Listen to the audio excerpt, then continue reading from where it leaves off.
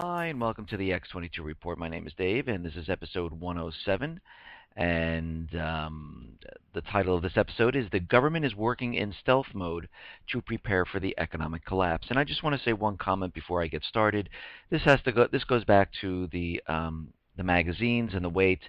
Yes, if you disperse the bullets over many different magazines, it's the same weight, except for the magazines, they have a couple more ounces. But my point of the whole topic was when you're in battle and your opponent has 30 round magazines or more, and you only can find 10 round magazines, and you have to carry these magazines all over the place, and your opponent can continually shoot and you have to reload.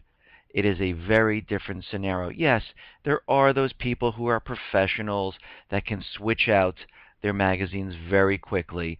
But again, in a battle situation, it's very different. And you have to remember, just like in the Revolutionary War, everyone is not a professional. There are going to be those people who've used the weapon once or twice that will be fighting alongside that will have a problem. And it will be much more difficult for those people. And this is what the government is trying to do. Because now that person has 10 rounds, they just finished their 10 rounds, and the opponents have many more rounds. If we're looking at this, one person to a fighting one on one. And this will make it much more difficult for even professionals in a battle type situation.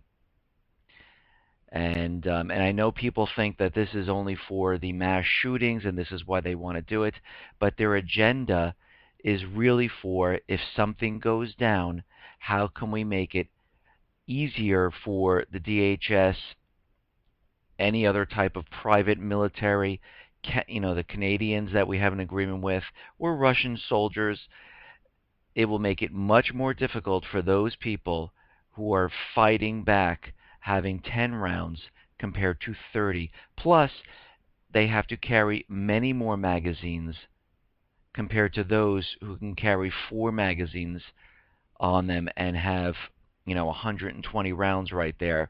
That's 120 rounds compared to those people that have to carry 12 magazines to get the same 120 rounds, and switch off when you're in battle is very different than when you're at the range or just practicing in a different situation. When you have fire coming back at you, it's very different. But let's move on and go through the economic collapse news and see what's going on. Now, there was an article that says the wheels are coming off the whole of southern Europe. Europe's debt crisis strategy is near collapse. The long-awaited recovery has failed to take wind. The debt ratio across southern Europe has been rising at an accelerated pace. Political consent for extreme austerity is breaking down in almost every EMU crisis state, and now the U.S. Federal Reserve has inflicted a full-blown credit shock for good measure. None of the Euroland's key actors seem willing to admit that the current strategy is untenable. A leaked report from the European Commission confirms that Greece will miss its austerity targets yet again by a wide margin. Italy's slow crisis is again flaring up. Its debt trajectory has punched through the danger line over the past 2 years. The country's 2.1 trillion euros debt is beyond the point of no return. And Spain's crisis has now a new twist. The ruling Partido Popular is caught in a slush fund scandal of such gravity that it cannot plausibly brazen out of the allegations any longer, let alone rally the nation behind another year of scorched earth cuts. And Portugal is basically slipping away. Like Greece before it, Portugal is chasing its tail in a downward spiral of debt. So Europe plus Europe unemployment is continually rising. It is not going down. It is continually going up.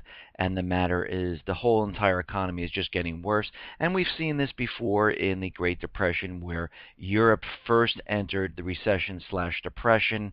And when you looked over at America, the stock market was at its all-time highs, and that's all anyone ever really looked at. But again, in America, there was a disconnect between the economy and the stock market. During this time period, food lines were starting to form. People were getting out of work. Businesses were laying off and getting rid of people. Other businesses were closing down.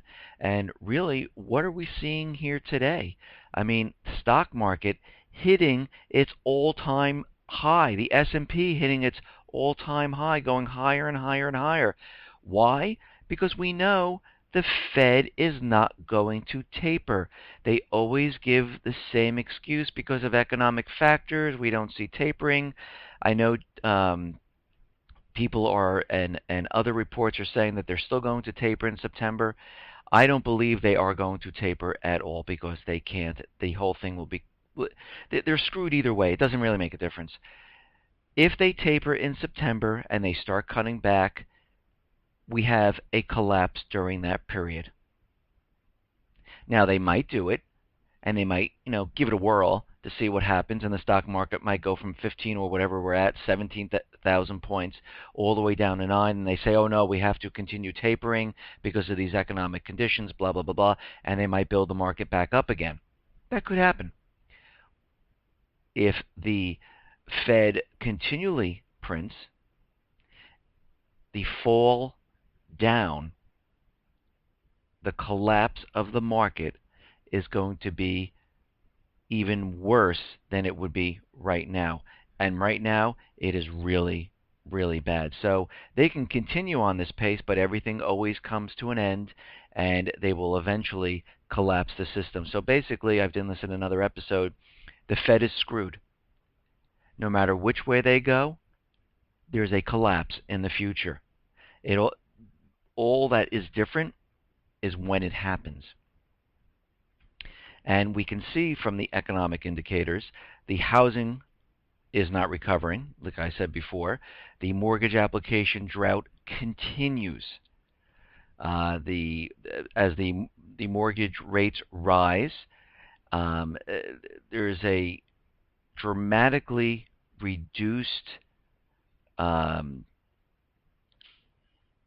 amount of people purchasing or applying for mortgages right now, for loans. The mortgage applications fell for the 8th week of the last 9 at the fastest year-over-year pace in 3 years and slumped to a 2-year low. It's the worst year-over-year change in 3 years. And basically, when the mortgage rates rise, it continually kicks out those people who can afford a house, and those people who are purchasing homes are barely purchasing these homes with no money down. And all the hedge fund and other investors are now bailing on the homes that they purchased to rent because things are not looking well in the housing market. Now, what did the Fed really say about the economy? They still see it's weak. They're not going to they're going to have to look forward to see how the economy does and how the unemployment rate goes. And this is all double speak. I like to call it management babble. And basically, this is Bernanke babble. And he continually says this. And how can you believe a man, anyhow, that back in 2008, when he stated that, the Fed does not forecast a recession in the near future, and basically the recession happened later that year. So whatever he says, it's not benefiting. He's not trying to benefit the people. He's looking at this and saying, "Holy crap, I'm screwed." now what am I going to say? We're going to continually printing, but I don't want to say that. And he comes up with this whole double speak about the economy. If it goes well, if it doesn't go well, maybe I will, maybe I won't. And it's a bunch of BS. And he knows what they have to do because they're screwed either way. It doesn't really make a difference.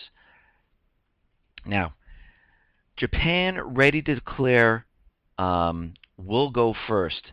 Japan has no intention to go it alone in defending its territory, and there are national interests from growing threats in the Asian Pacific region. We know that China and Japan are fighting over this island. But an annual defense review released Tuesday and other recent developments signal an increasing willingness on the part of Japan to go it alone.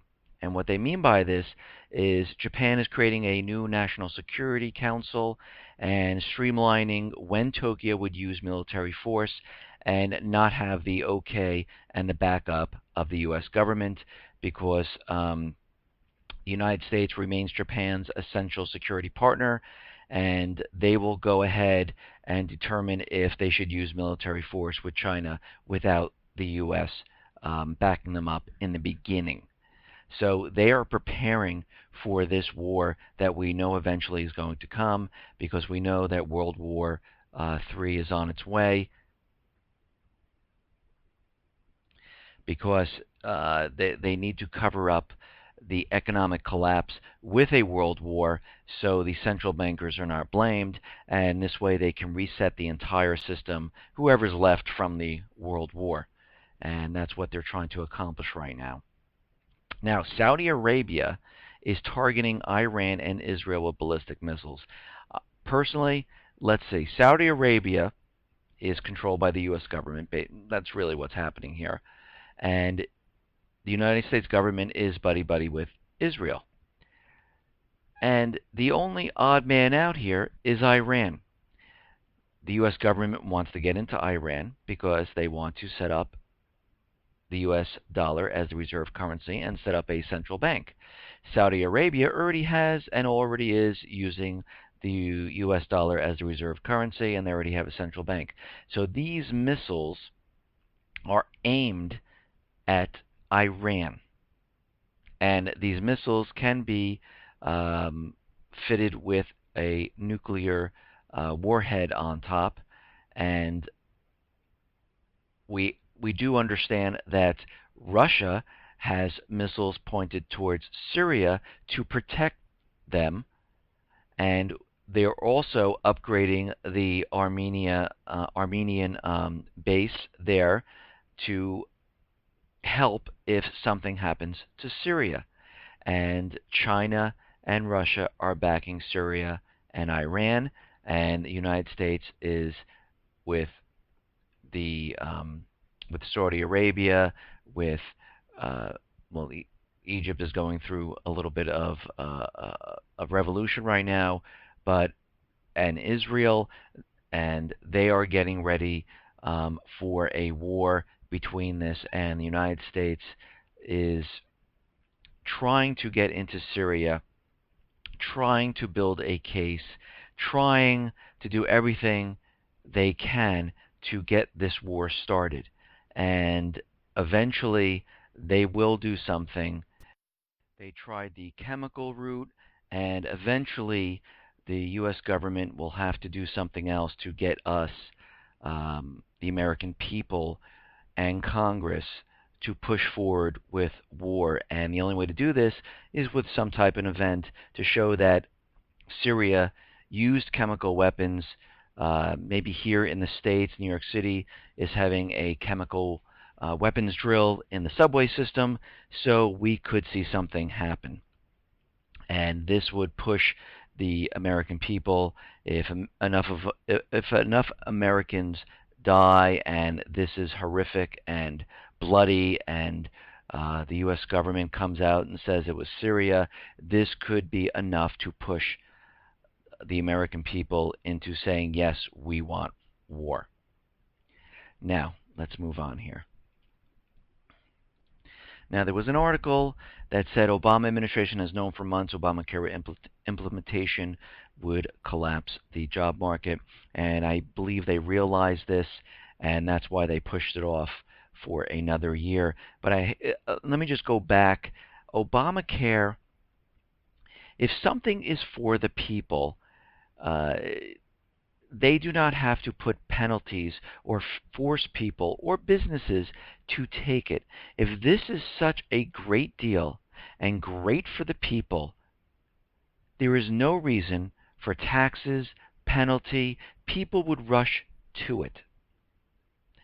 The only reason they're pushing this is because of their because of the deals with insurance companies who are going to profit from this, and to raise tax revenue for the government because things are falling apart.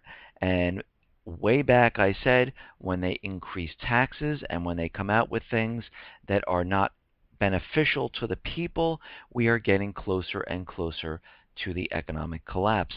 And if they implemented this, they realize that this whole thing will become the whole economy would come to a screeching halt before they wanted it to.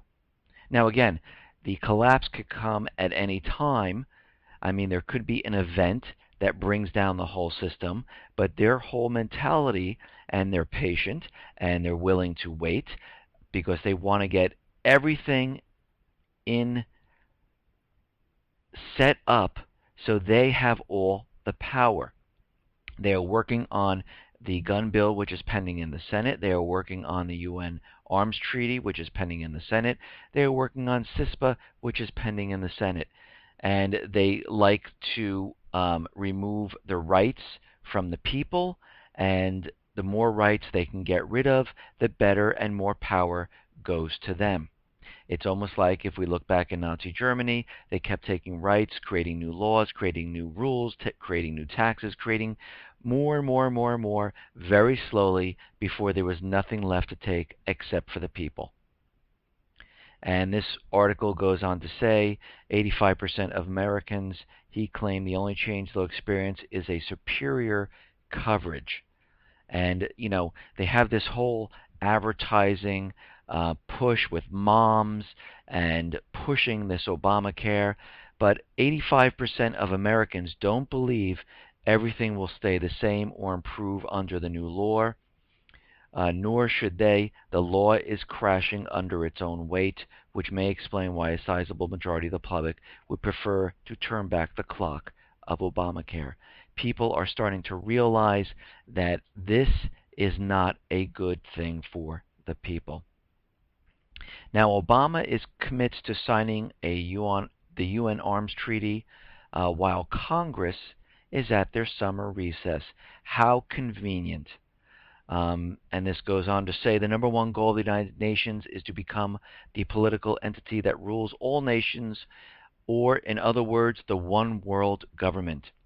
One of the key pieces of international law that needs to be in place before the UN can take over the world is to control all weapons, including handguns, rifles, shotguns, semi-automatic and automatic weapons, and ammunition.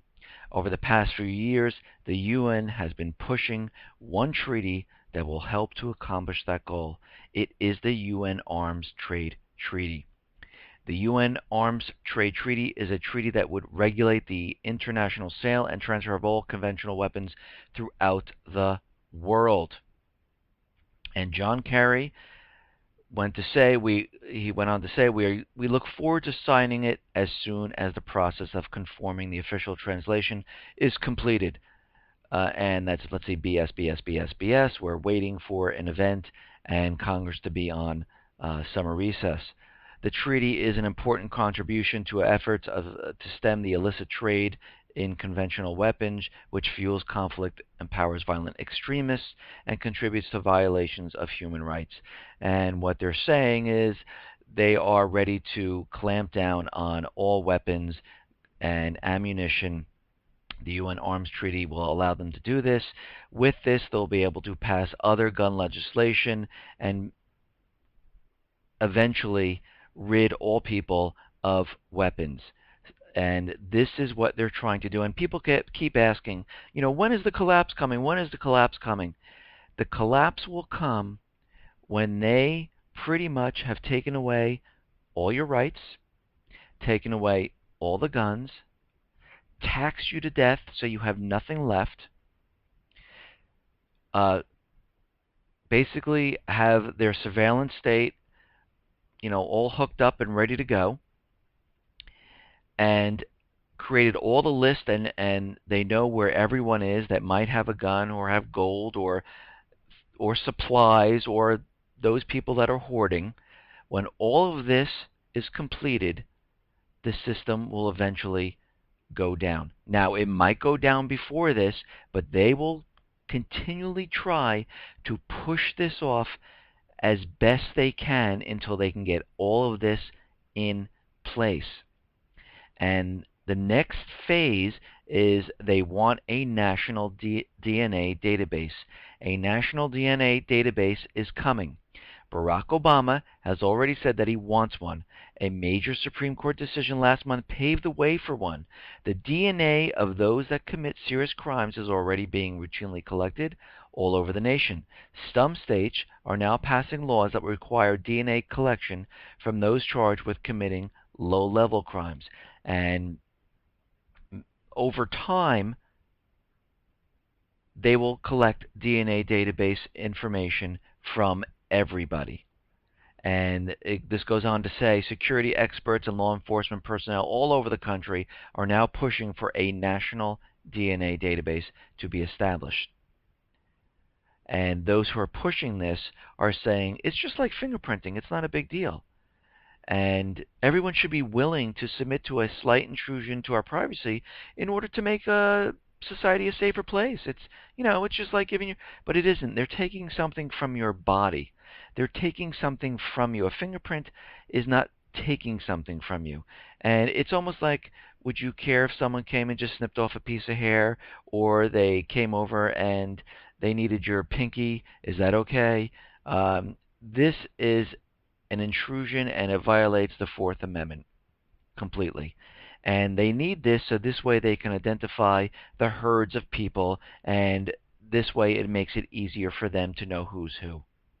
And it makes it much more difficult for people to get, fake IDs, because it will be much more difficult to fake who you are, because they'll just take a DNA sample, match it up to a database, and say, no, we know who you are. Now, going on further, how the government is stealthily planning and getting prepared for this collapse. The NSA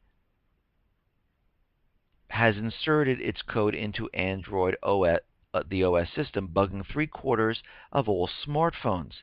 Over a decade ago, it was discovered that the NSA embedded backdoor access into Windows 95 and likely into virtually all other subsequent internet-connected desktop-based operating systems. However, with the passage of time, more and more people went to mobile computing, and as a result, the NSA had to adapt, and adapt they have.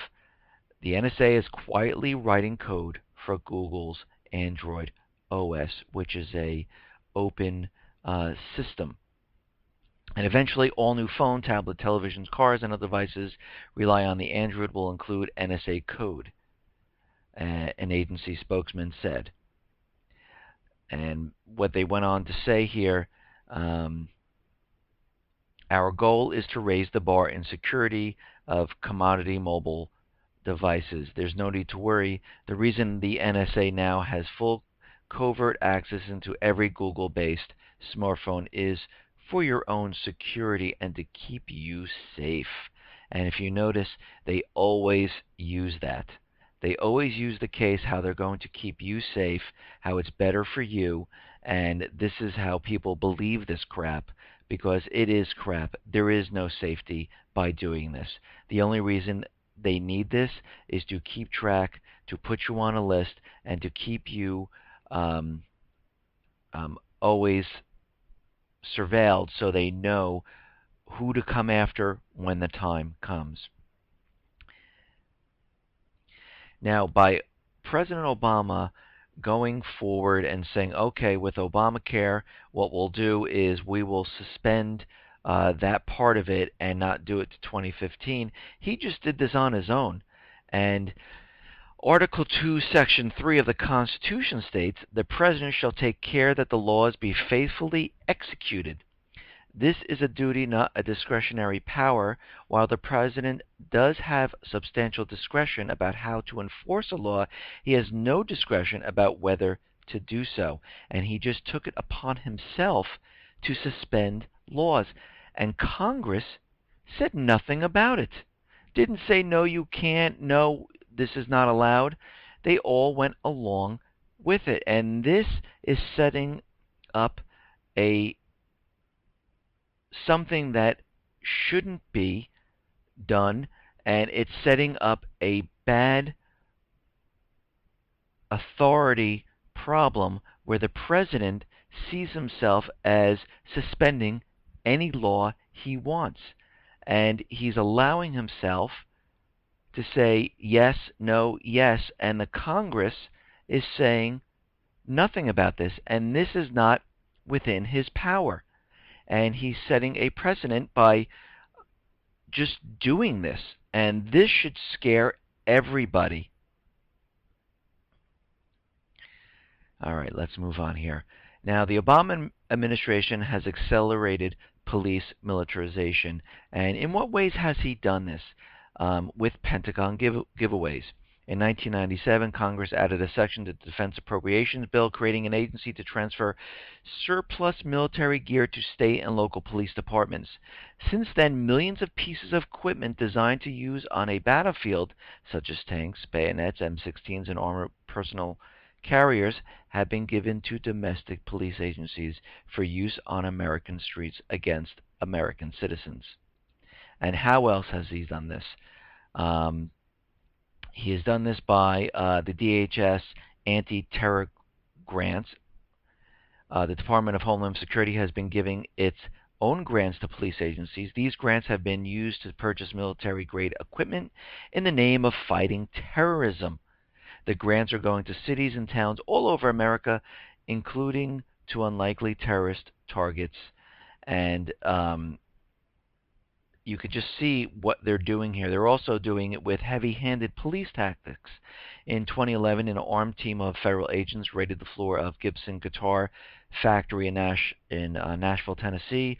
The raid made national headlines and picked up traction in the Tea Party movement, largely because it had been conducted to enforce the Lacey Act, a fairly obscure environmental law, not to the sort of policy most people would think would be enforced by armed federal agents. And they just burst into the Gibson Guitar Factory, and it was a heavy-handed police tactic that they used.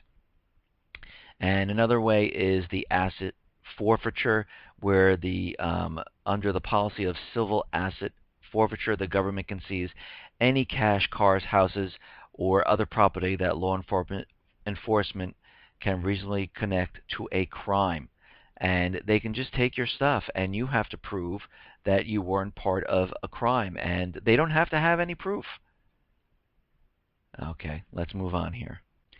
Now, I found this interesting that a gun geo marker app tries to locate homes, businesses of gun owners. A new Android app asks users to expose the home addresses of gun owners they deem potentially unsafe and share that information with the world. The Gun Geo Marker app, released to Google's Play App Store on July 7th, invites users to mark the homes and businesses of suspected unsafe gun owners to help others in the area learn about their geography of risk from gun accidents or violence. The app bills itself as merely a tool to collect information. And, I mean, really. So the government can't track these people of who have the guns yet, so they're asking the people to. Just like in New York City, receive $500 if you help us find illegal guns. But how do the people know if they're illegal or not? They don't. So what they do is they just point to people. Hey, check out that person. I know he has a gun. Check out that person, because they're trying to get $500. This app now has the ability to say, I think these people have this gun owner is deemed to be potentially unsafe. So let me just report them in this. And through this app, through the help of people, which basically what they did is they made a social gun app program where people can get together and create an entire map of who has and who doesn't have guns. Does anyone see a problem with this? I do.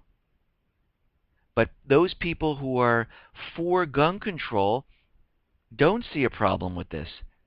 And this should be very scary. This should make people angry that this is even out there. Okay, let's move on here. Now, there was an article in Chicago where the lawmaker demands the National Guard patrol the streets of Chicago to stop gun violence. Now, doesn't Chicago have all these great gun laws and it's a gun-free zone? So why all of a sudden do we have this rise in gun violence in Chicago? Could this be a setup of some type of false flag event? Because all of a sudden, more than 100 people have been shot in only the first 10 days of July. 20 people were shot during a single evening last month, and at least 72 victims were either injured or killed by guns during the 4th of July weekend. Just look at what they're setting up here. Gun crimes are on the rise. Chicago has great gun laws. It's a gun-free zone. But who have the guns? This is a complete setup of creating martial laws and confiscating the guns which they could spread across the country. And is this a template of what it will look like? And it's funny because it goes on to say, Davis says it's almost as if there's a war going on. It seems like it's genocide, and those officials who can do something about it have chosen not to do anything about it. I'm calling for the National Guard to come to Chicago and ride up and down the streets. And this is a complete setup. It's a complete setup to go after those people who have guns legally, and it's to paint the gun owner as a potential hazard, a potential threat, and making them look as though that they are the problem. Plus, it's allowing the military force to be on the streets to declare martial law and to keep military in the city. Okay, let's move on here. Now, the chairman of the Joint Chiefs of Staff said that it's a mission to defend the nation. The Defense Department must stay ahead of the ongoing technological revolution and its attendant rise in anywhere, anytime cyber threats. Cyber incidents have steadily escalated over the past year, Dempsey said. Banks and oil companies have been targeted by sophisticated attacks. And he said more than 20 nations now have military cyber units. This is the new normal in cyberspace, Dempsey said. Disruptive and destructive cyber attacks are becoming a part of a conflict between states, within states, and among non-state actors. The borderless nature of cyberspace means anyone, anywhere in the world can use cyber to affect someone else. Intrusion attempts on critical civilian infrastructure systems have increased 17-fold over the last 2 years, he said, and they need to do something about it before the big hit comes. And they're building the case and letting everyone know that these cyber threats are the main threats around the world. And they can hit at any time. They can bring down the infrastructure, the power grid, the water system, and anything. And again, in my other episodes, and for those people who are new who haven't heard this, they will use the cyber attack as the main event. If all else fails, if they can't get the guns, if they can't pass CISPA, if the UN Arms Treaty is not signed, if they can't get the war started, they will use this as their last-ditch effort to bring all of this together. They will basically have a cyber attack hit, put the American people into darkness, and other countries will feel the same thing in the UK, Australia, the European nations. Money will be siphoned out of the bank. Martial law will be declared. They will say they need to patrol the streets and protect you from people who have weapons, just like they did in Katrina. They will have to come around and collect the weapons, and this is only to keep you safe, everyone. That's why we're doing this. There won't be enough help to go around. People will not have food. People will not have power. People will start to raid supermarkets. People will be in the dark. People will be in their house protecting their families who are prepared with weapons. Those people who are prepared will have food, and those who are not will try to break into those homes once the supermarkets have been emptied. And eventually, to wrap this whole thing up, like they said in other news reports, they will blame this on China, Russia, Syria, Iran, whoever they want us to get into war. And at the time when the lights come on, people will be begging for war. Now, another false flag that is coming up, and this is the Zimmerman trial. And there was an article that says Florida is bracing for the possible race riots after the Zimmerman trial, and the verdict is coming down very, very soon. And it goes on to say, jury in Sanford, Florida will begin deliberating in the second-degree murder trial of George Zimmerman as early as this week, and authorities are preparing for a potentially violent response. If Zimmerman is acquitted and he gets off, and they're making it as though race riots will happen like the Rodney King, and this can potentially be spread to other cities with the government, of course, with their help with the false flag, where they can have people in other cities pushing and throwing and creating havoc in other cities and just spreading the race riots all across the nation. And at this point, the president can enact the executive order of emergency and say, we need martial law. I will be taking control right now. And he can do this without Congress. And this is what this executive order says, that he doesn't need the permission, and he can keep this intact for 1 year, and he can declare martial law. And this looks like a potential false flag that could happen.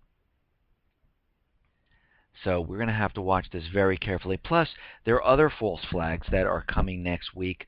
We have the cyber simulation. We have the National Scout Jamboree with the biological. We have the New York City chemical drill that's coming up. We don't know what 3 days in July they're going to do this, but we will find out soon. And we have other biological drills happening throughout the summer. And I list them all down the x22report.com site. And you'll see these are the potential false flag events that could happen. Listen, everyone, you need to start getting prepared because things are going to start getting hot. And I don't mean just from the summer. Things are in motion. If you haven't started getting prepared with food, water, batteries, weapons, I would do that now. Because next week begins a round of potential false flags, and you just want to be prepared in a way and not, left to where you have nothing and something really happens. Now, let's take, for instance, let's say the verdict comes out in the next week or two, and, he's acquitted, and let's say these race riots do happen. I mean, and things go haywire. If you remember in the Rodney King, those store owners that had weapons, those stores were intact. The stores that didn't have weapons, those were broken into and merchandise was stolen. So to protect your family, make sure that you have some type of weapon. I mean, it could be a gun, it could be a crossbow, it could be a knife, it could be anything you don't know. I mean, of course, a gun would be probably one of the best. But just make sure that you have something. And if you live in a city where this is happening and you can't step outside, make sure you have food. Make sure you have supplies. And for some reason the electric goes out during these riots, which it could happen, make sure you have lighting, a generator, batteries, and things like that. Make sure you have enough toiletry items. I know it sounds funny, but you do not want to run out of toilet paper during this period. Um, so, we're seeing a lot of things happen. Listen, everyone. I just want everyone to be prepared. And if nothing happens, you have all these supplies already, and you can continually to stock up on these. I mean, they will not go to waste at all. Listen, everyone, I want to thank you very much. Be safe, be well, and especially be prepared. Thanks a lot.